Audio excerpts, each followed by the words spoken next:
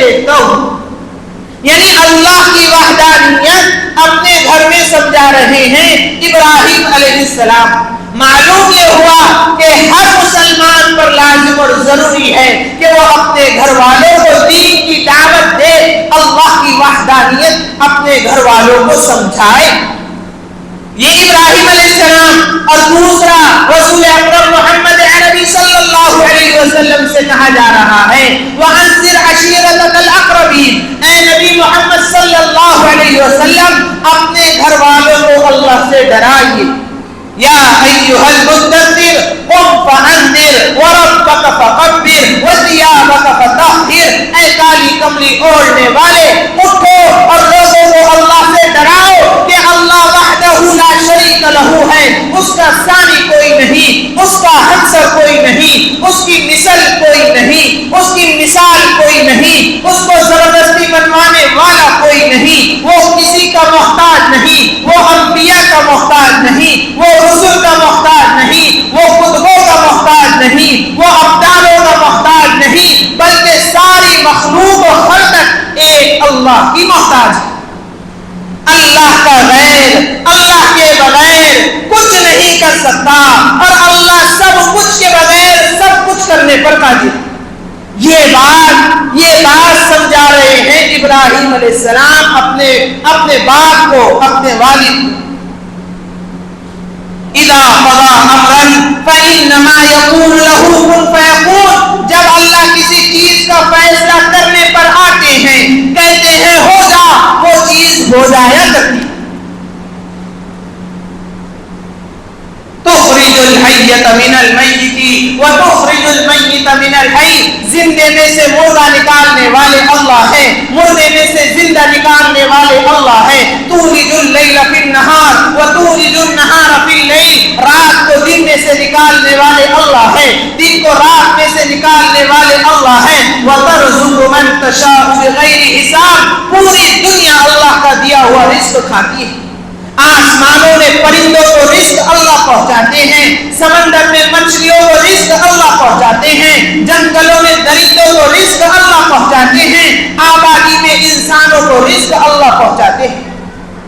وَمَا مِن دَابَّةٍ إِلَّا عَلَى اللَّهِ رِزْقُهَا, کوئی دابہ زمین میں نہیں چلتا, نہیں پھرتا, نہیں رینگتا, لیکن اللہ اس کا رزق اس کو دیتے ہیں, اس کا رزق اس کو پہنچتا ہے.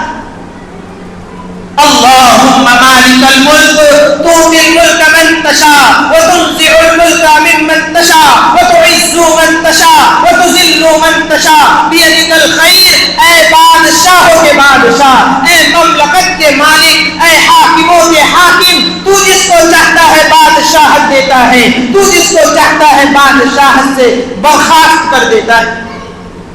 آپ دیکھو کتنے لوگ تخت و تاج کے مالک تھے, اللہ نے تخت و تاج سے اتار کر تخت دار پر لٹکا دی, اور کتنے لوگ تخت دار پر آئے, اللہ نے وہاں سے اٹھا کر تخت و تاج کو ان کو مالک بنا دیا. یہ اللہ کی قدرت ہے. اللہ فقیر کو بادشاہ بنا دے اور بادشاہ وقت کو آدھی روٹی کی بھیک مانگنے پر مجبور کر دے. یہ اللہ کے قبضے قدرت میں ہے. اللہ اپنی کبریائی, اپنی وحدانیت کو قرآن میں بیان کرتے ہیں, لوگوں کو سمجھاتے ہیں کہ اللہ کرنے پر قادر ہے, تم کچھ نہیں کر سکتے. اتعز من تشاء وتذل من تشاء, تو جس کو چاہتا ہے عزت دیتا ہے, تو جس کو چاہتا ہے ذلیل کرتا ہے. اگر پوری دنیا مل کر کسی کو ذلیل کرنا چاہے اور اللہ اسے عزت دینا چاہے, پوری دنیا مل کر اسے ذلیل نہیں کر سکتی. اور اللہ کسی کو ذلیل کرنا چاہے, پوری دنیا مل کر اس کو عزت دینا چاہے, پوری دنیا مل کر اسے عزت نہیں دے سکتی. اللہ اس کو ذلیل کر رہے. اتعز من تشاء وتذل من تشاء بیدک الخیر, تمام خیر اللہ ہی کے قبضے قدرت میں. انک علی کل شیء قدیر, اللہ تعالی ہر چیز پر قادر ہے. قادر مطلق اللہ ہے, مشکل کشا اللہ ہے, حاجت روا اللہ ہے, مختار کل اللہ ہے. اللہ کا غیر, اللہ کے بغیر کچھ نہیں کر سکتا, اور اللہ سب کچھ کے بغیر سب کچھ کرنے پر قادر. یہ بات ابراہیم علیہ السلام اپنے والد محترم کو سمجھا رہے ہیں.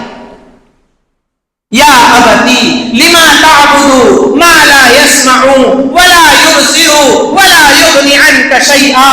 اے ابا جان، اے پدر محترم، اے والد مکرم، آپ ایسے بتوں کی عبادت کرتے ہیں جو نہ سن سکتے ہیں، جو نہ دیکھ سکتے ہیں، جو نہ چل سکتے ہیں، جو نہ بول سکتے ہیں. آپ تو کھلی گمراہی میں.